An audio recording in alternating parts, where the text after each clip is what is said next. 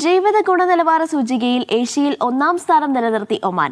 ലോകത്തിലെ ഏറ്റവും വലിയ ക്രൗഡ് സോഴ്സ് ഡാറ്റാബേസായ നംബിയോ പുറത്തിറക്കിയ 2026 ജീവിത ഗുണനിലവാര സൂചികയിലാണ് സുൽത്താനേറ്റിന്റെ നേട്ടം. പട്ടികയിൽ ആഗോളതലത്തിൽ 4ാമതുമാണ് ഒമാൻ. ജീവിത ഗുണനിലവാര സൂചികയിൽ നെതർലാൻഡ്സ് ആണ് പട്ടികയിൽ 1ാമത്. ഡെൻമാർക്ക്, ലക്സംബർഗ് എന്നിവയ്ക്ക് പിന്നിലായാണ് ഒമാൻ ഉള്ളത്. പട്ടികയിൽ 207.6 എന്ന മികച്ച സ്കോറോടെയാണ് ഒമാൻ നേട്ടം സ്വന്തമാക്കിയത്.